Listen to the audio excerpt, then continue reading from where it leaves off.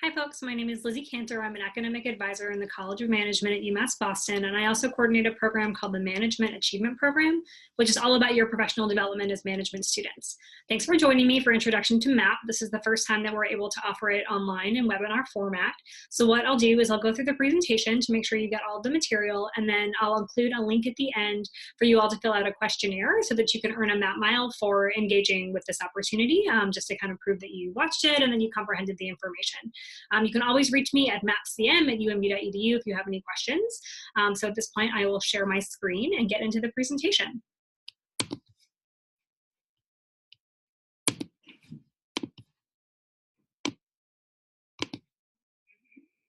All right.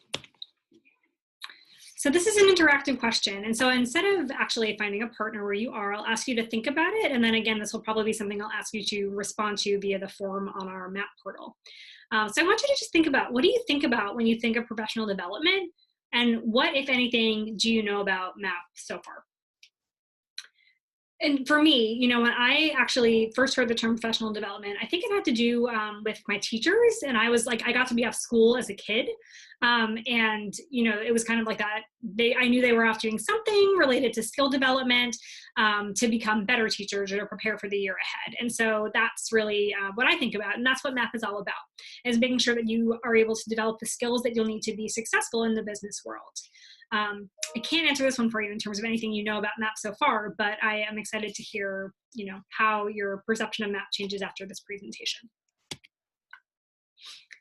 The next question I want you all to think about is, what does it mean to be professional? For me, that's kind of what I'm picturing. I'm picturing like somebody in a suit, maybe like shaking hands at a business meeting or something.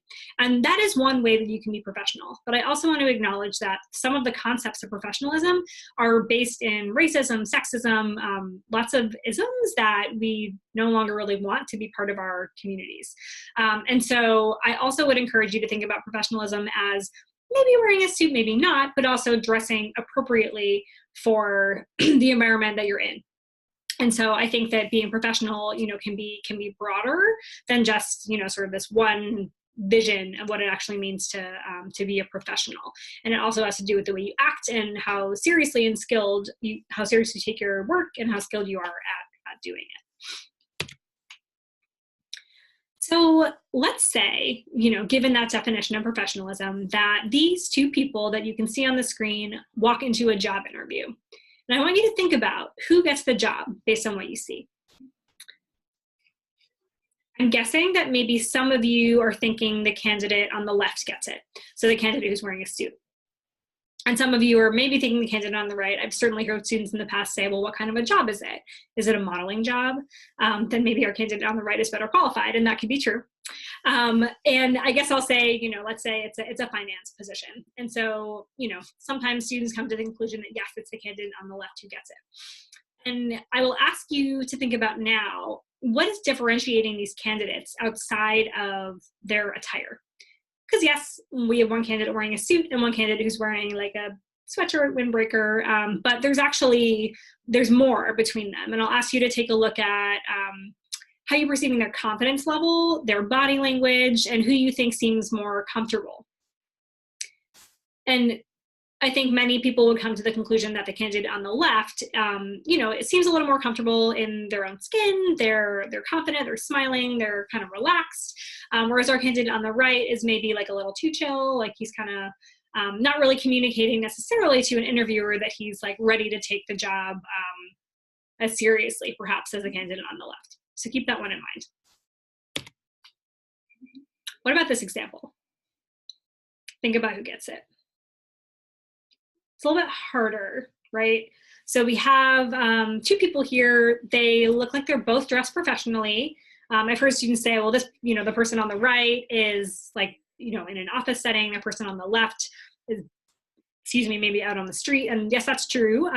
But I think if we're just looking at the people, it becomes more challenging because, they're both smiling, they both are confident. We also, I think, should be acknowledging identity, right? Because in this last example, I don't want to make assumptions based on this picture, but I guess that's kind of what the exercise is about. I also am looking at what I perceive to be a Black man and a white man. So that matters, right? In the way that we're looking at job searching. And here we're looking at what I think are two people of color. One's a man and one's a woman. So again, those differences in identity are a part of our experience job searching.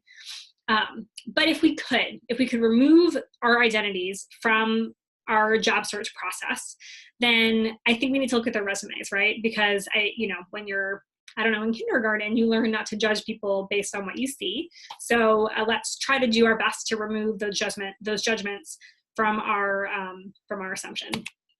So who gets the job based on their resume? Our candidate on the left graduated from Harvard with a 3.5. He has work experience as a camp counselor.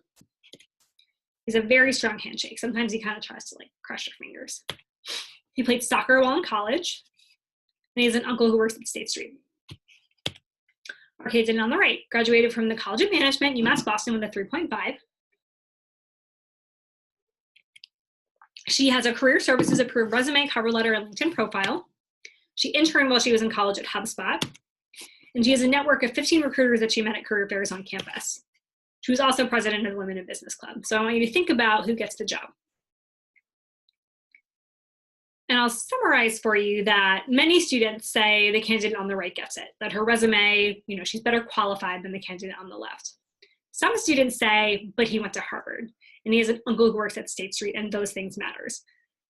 And that could be true. But here's what I want to show you to think about that point a little further. When employers are looking at two candidates who have otherwise similar experience and they can't decide, these are the factors that they rate as most important, and this is 2018 data, to make their decision. So if you'll notice at the top, in terms of most important, we're looking at they've completed an internship with the organization, they are in this major, they have a leadership position, they have work experience, their GPA. You'll notice that school attended is not very high on the list. So I think that's really interesting and something to hold with you as UMass Boston students, that employers are not actually looking that closely at the data. I'll also share, or looking at that closely at where students went to school. I will also share with you that I've heard anecdotally, both from the dean and from our career services office, that many employers really like hiring UMass Boston students because they work hard and they don't bring entitlement with them to the job. So also keep that in mind as you're kind of moving forward in a job search. So,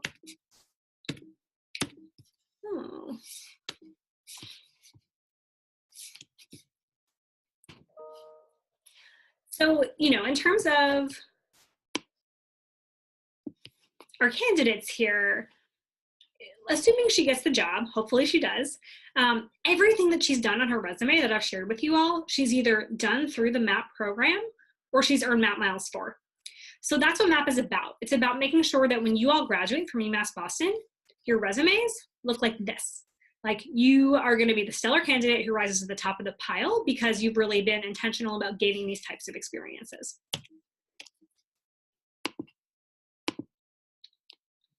This last slide here is compiled through the National Association of Colleges and Employers. And that's an organization that does kind of what you would think.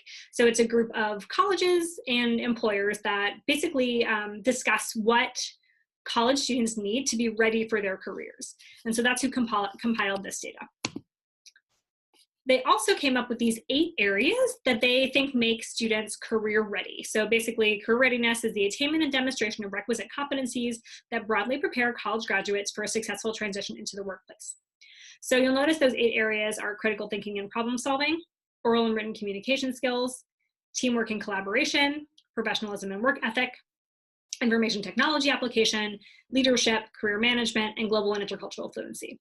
So those are the 8 areas that this group has said are important for college students to have when they graduate in order to be employed ready for their career. So this is where MAP comes from. There are 6 required areas for students starting in the fall of 2018 that you need to complete as part of completing your MAP miles. If you're a student watching this who started in the college before fall of 2018, that was not your first semester, then your path for MAP is going to look a little different, and I'll cover both when I go over the MAP portal. So the 6 areas, again, for students starting fall 2018 or later are leadership development, career development, equity and diversity, experts from industry, wellness, and academic success. And you'll notice that they map directly on to these 8 areas that employers have said that college students need. So, you know, MAP didn't come from nowhere. The idea behind it is that we're actually making sure that you all have the skills you need to be successful in landing your dream job once you graduate from UMass Boston College of Management. So yeah, that's really what MAP is all about. We think it's so important that MAP is a requirement. So the column on the left over here is the number of credits with which you entered the College of Management. So whether that's as a first-time student, as a transfer student from another school, or whether you switched from, for example, the College of Liberal Arts at UMass Boston into the College of Management, however many credits you had, like starting your first semester in CM, is where you would find yourself in here. So if you, for example, let's say I'm a student and I came in with 45 credits, I've completed about 3 full-time semesters. That means I would be in the 15 path, and that I would need to complete 80% of that requirement. So in my case, that's 12, in order to register for Management 490. Management 490 is strategic management. It's the capstone course in the management major that you would take in likely your last semester. You never have to get to 15. You only ever have to finish the number in this column over here, though there are 3 benefits if you complete 100% of the program.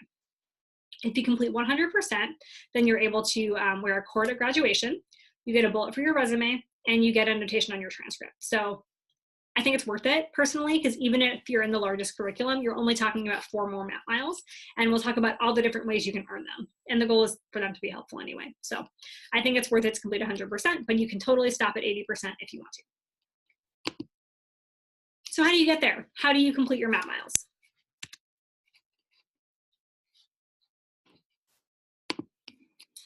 So this is I usually refer to it as the MAP portal, but it's part of a website called UMB Involved. And so if you all are familiar with, or you're part of any campus organizations, then you might have seen this site before. You can get there from the UMass Boston homepage by going to My UMass, maybe, and then UMB Involved. When you log in, your homepage will look something like this. You'll notice that I'm a member of many organizations on this site, and that's because it's actually part of my role as an advisor in the college to advise the student organizations affiliated with the College of Management, in addition to what I do as an academic advisor and with the Management Achievement Program. So I'm part of the Marketing Club and Delta Sigma Pi, which is professional fraternity, etc. For you all, if you're parts of other organizations on campus, you may see them listed under your memberships, or you may just see MAP. So the first thing I want to show you on this website is a mistake that sometimes students make in trying to navigate it. As I mentioned, this website is used for everybody across campus. So if you go to events, you're going to see campus-wide events. So for example, today on campus is the Chancellor's Barbecue. There's tons of students outside. It smells awesome. It looks really fun, but it's not MAP eligible because that's not really about your professional development. So you can totally go. I mean, this sounds like a really fun event, but you won't earn a MAP mile for being there. The best way to know for sure if you're on this page, whether an event is MAP eligible, is to look at the listing over here and make sure you're seeing the MAP logo. However, I wouldn't really recommend navigating the portal quite like that. There's a better way to do it. So I'll start with, what if you're a student who started in the College of Management before fall of 2018? If that's the case, I would recommend clicking on the MAP organization. You'll see our mission statement, our logo, some forms you can complete, and we'll go over what those are. And then you'll see all of the upcoming events. So if you hit view all events, you'll see everything that's happening, you know, all the way throughout the rest of the semester. There are about 150 MAP workshops that are offered every semester. So I do my best to schedule them at various times of the day, at, you know, many days of the week. We even have a Saturday option every semester for students who are eligible to apply. So lots of ways to earn your MAP miles. And so you can check out this page to look at what's coming up and see what you're interested in and see what you can fit into your schedule. The other thing I'll mention is that, again, if you're a student who started in the college before fall 2018, you can also self-report experiences that are MAP eligible. I'll go over these in more detail, but how you find that area on the portal is you click on your profile, you're going to click Experiences, add a MAP self-reported experience, And you'll get to a form with a listing on top of everything that you can report using this form. So if you've had an internship, if you did some community service, those are things that are important to your professional development. So we want you to earn MAP miles for them. So you'd fill out the form, you'd include whatever attachments were necessary, you would submit it, and then I would be able to approve it, assuming that you followed all the instructions. So that's what I would recommend. Let's say, and the other thing that I'll say, one more thing for those students starting before fall 2018, is that if you scroll down, you're gonna see your path. I did a lot of experimenting with the site this summer, so I'm in quite a few. You should just have one. So if I started before fall 2018, my path will look something like this. And if I hit expand all, I'm gonna see a really long list of all of the different ways to earn MAP miles. So let's say I'm especially interested in effective networking strategies. I can click on it and look at that, there's one next week. So you can kind of search by what you're interested in and see when that option is available or coming up. So if I go back home, let's say now that I started in fall 2018 or later. What I'm gonna do is I'm gonna just kind of scroll down on the screen until you see your path. So let's say, again, I'm a transfer student and I came in with 45 credits, so that means I'm in the 15 path. It's gonna look like this. And this is where you see the breakdown of the different areas that I discussed in the PowerPoint. So you'll see that this student would need to complete Introduction to MAP. Looks like they've already done it. You will also have done it after you complete this video and then answer the questions, as well as the required areas that I mentioned. And so let's say you're interested in first completing your career development MAP miles. You think, this is where I am in my career. I think this is really important. So you're gonna click attend an event or report an experience related to career development. And you're gonna have two options to fulfill it. One is you're gonna see all of the events coming up that fit into that category. So maybe I'm an international student and I'm interested in learning about strategies for success in job searching in the US. Then you can click on it, learn more about it, RSVP. I would highly recommend RSVPing to MAP events. Sometimes there are changes in the schedule. Just this morning, for example, I had to cancel a workshop due to my own scheduling issues. I certainly make mistakes, I'm human. But I really was only able to email the students who had RSVP'd to let them know that I'd canceled the event. So this is really helpful for me to track and make sure that I have a space that's large enough and for you to get information that you need. So that's all you have to do, RSVP, if you are interested in attending. And so again, on the screen, you'll see anything coming up this week, this month. In terms of anything you can do for career development, you'll see there's quite a few options. Instead, I can also choose to report an experience. And you'll notice I'm gonna get to the same report form that I showed for students who were in the old path, starting before fall 2018. And up here in this description, it tells you what you should be self-reporting here. So you can self-report internships, informational interviews, job shadows, or on-the-job training. I want to briefly discuss what each of those options are. So an internship, I think that folks probably know what that is. An informational interview is not an interview for a job. It's actually more like you sitting with somebody and asking them about their career and how they got to where they are. And so that's a really good option for students maybe who work full time. They can actually do that at work and sit down with a manager or somebody in a field they're interested in to learn more about their job. You could do a job shadow, so kind of like an informational interview, but you're actually like following somebody around to get a sense of their day. Or if you've done on-the-job training, then that can count as well. And I would recommend that students focus here on trainings that are contributing to your professional development that will serve you in the future. So for example, let's say I work at Target and I had a training on how to use the cash register system. That's important training, no doubt about it. It'll help me, be able to do my job every day, but it's not necessarily professional development. However, if a manager says to me, hey, I think that you seem really great at your job and I'd love to send you to this half-day leadership training, that is professional development. That's something that I can definitely utilize in my future career. And so I could report that here using the same form that you've already seen. So you would make sure that on your path screen, you're completing each of these required areas. And you'll notice, like, for example, you are required in the 15 path to do 2 career development, but just 1 experts from industry. So everything will be listed there.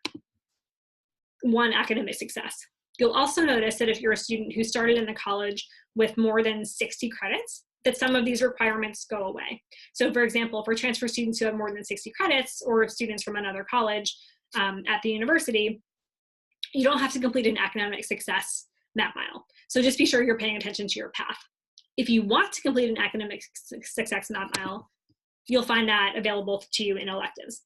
So you complete all of these required areas, and it's kind of like your degree audit. Just because you completed the correct number of events or a number of map miles doesn't actually mean you've completed the program. So the idea is that you're completing these map miles in areas that will help you progress overall. The elective area, you'll notice that there are 4 required electives, so that'll get me up to my 12 required map miles, and then 3 that are not required. So those are the 3 that will get me the bonuses of completing 100% of the program. So that's what'll get me the core deck graduation, the resume bullet, and then the transcript notation if you complete these extra 3 that are not listed as required. So that's exactly how the path works. You can kind of check out everything that's coming up, and hopefully you know, enjoy yourself and learn a lot. I would encourage you to be picky because it's there's so many options, right? So pick stuff that you're actually interested in. All right. Move myself back over here. So this is, I showed you how to do this when I was showing you all how to access the portal, but you can find UMB Evolved on my UMass. We already went over this screen as well. So just a few highlights. Lots of networking opportunities. And I always like to share the story that networking doesn't have to be like people in suits shaking hands at a business event. It can happen anywhere, and it can happen with anyone. Everybody who's watching this presentation has a network. It's just about kind of learning to access it and use it as a resource. So we bring employers to campus to give you all the opportunity to network. So some of our partners are State Street, HubSpot, Target, but we have many more employers that we work with on a regular basis. I always like to share a story of a student who was an ambassador for the program. So she used to work with me in the MAP program. And she would also worked at Fenway Park selling concessions. And she was doing her job one day. She was being friendly and approachable. And a customer was really impressed. And they ended up getting to talking. And it turns out this woman is a corporate lawyer. So now this student, she's actually an alumni now, like has this business card and has a contact of someone who's like working at a company that she thinks is really cool. So just, you know, keep in mind this can happen really at any time. Oops, sorry about that. So we have many workshops every semester. I mentioned there were about 150 on topics from cover letters, confident communication, time management, navigating your identity at work, using your strengths to get a job. So these are just some examples. We also do corporate site visits about once per semester. So I would definitely recommend checking this out if you can. I think they're really fun. So Staples, Hill Holiday, PricewaterhouseCoopers, those are some examples, but they're just a really great way to kind of see whether you can see yourself in that type of work environment. And as I mentioned, I'll go over these in the next slide, but we have some flexible opportunities as well, such as informational interviews, readings, and more. So if you're busy, and maybe if you're watching this webinar, that means you are pretty busy, you can do MAP in your own way. So there are currently 4 active and a few inactive CM affiliated student organizations that if you join them, you can actually earn a MAP mile just for being a member of the student organization. And they're on the next slide, I'll go over them. Additionally, if you're in a leadership position, either on or off campus, like through a student organization or a community organization, that could also be considered MAP eligible. We already talked about these opportunities: internships, job shadows, informational interviews. We currently have 3 online certifications. We have the Bloomberg certification, which is eligible for any student who's not a finance concentrator. We'll get to these later, but you can't double dip between class and MAP, and Bloomberg is often required for finance concentrators in their classes. So it's a certification that lets you figure out how to use the stock market, and we actually have Bloomberg terminals in the library that are accessible just for CM students. We have a HubSpot inbound marketing certification that's free online. And then every 2 to 3 months, we have an introduction to mortgage banking online certification that's offered through the organization that oversees mortgage banking. And you know, that one I've heard is really interesting. We have 2 book series. We have a leadership book series and an entrepreneurship book series. Students are eligible to complete one, but not both, as they're completing their MAP miles. Those are listed on the MAP portal. Under the MAP organization, that's what these forums are. So this Start Something That Matters in the Startup of You, that's the entrepreneurship book series, this is the leadership series, and then our next opportunity is a Women in Business video series. Also found in that exact same place on the MAP portal. If you're involved on campus in the Office of Student Leadership and Community Engagement, they have a bunch of different programs, or if you've gone on a service learning trip through Beacon Voyages for Service, those are MAP eligible. You can report them using that same self-reported form. That's the case with all of these different opportunities. If you've done service off campus, like in your own community, that could count. Again, the professional development and work, we've discussed that. And if you went to an event off campus that you think would be MAP eligible if it were on campus, that's something that can also, you could submit for MAP miles. You can always email me to get approval ahead of time at mapcm@umb.edu if there's something that you're thinking about but you're not sure.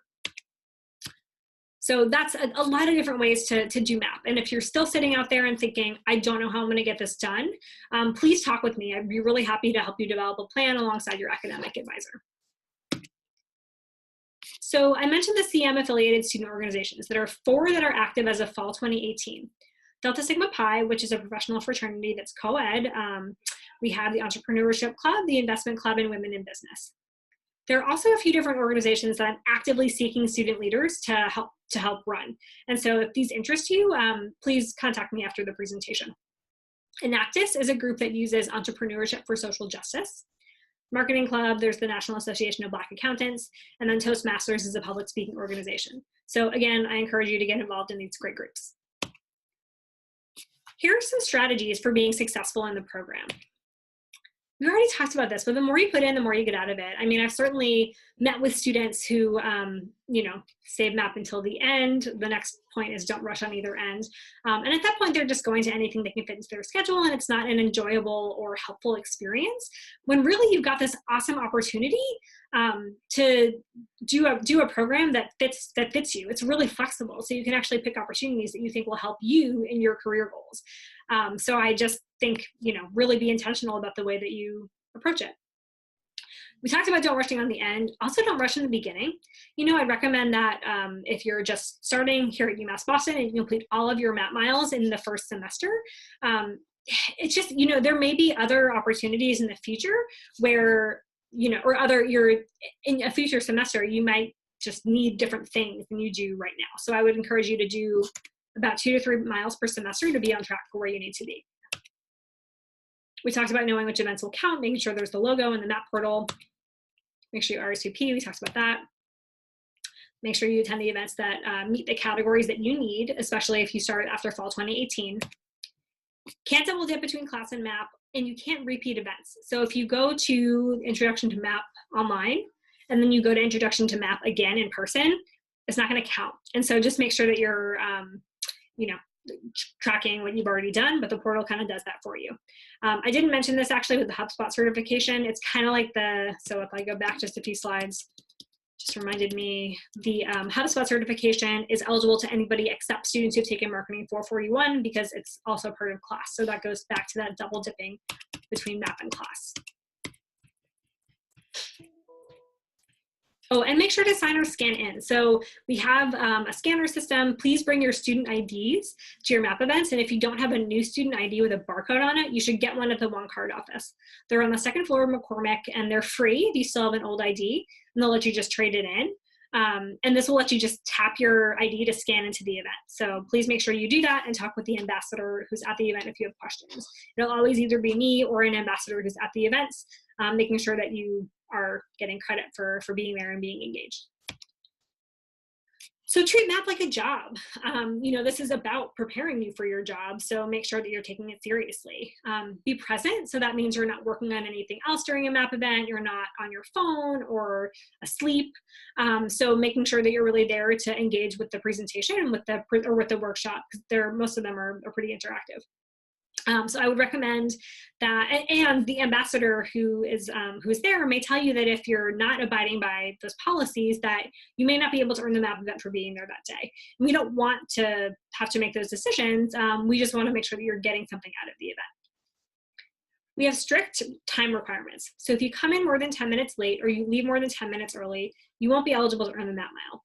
And I know that's really challenging. One, because our campus is, you know, always changing, lots of construction. We know parking can be challenging, but we have to be consistent about it. It's not fair if I'm seen as the one who's like really lenient and letting students in, whereas one of the staff members that works with me is a little bit, you know, like really sticks to the rules. The other thing I'll say is that I know that cross-culturally, time is really different.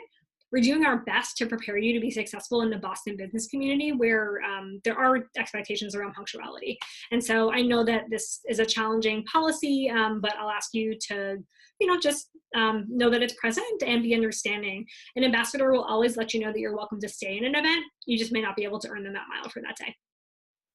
And that should be the only thing on your agenda if you're going to be there. So, you know, if you're worried about leaving so you can go pick up your little sister at school, or if you have work or you have class, you know, and would need to leave early, just plan to go to a different map opportunity. So I've included there my contact information. You can always email me at mapcm@umb.edu, and I've listed the phone number of our office as well as our website. So at this point, I will shortly provide a link to where you can fill out a form and fill out the questions, and then I'll evaluate them and hopefully you get your Map Mile. Contact me if you have any questions, and thanks so much for your time this morning.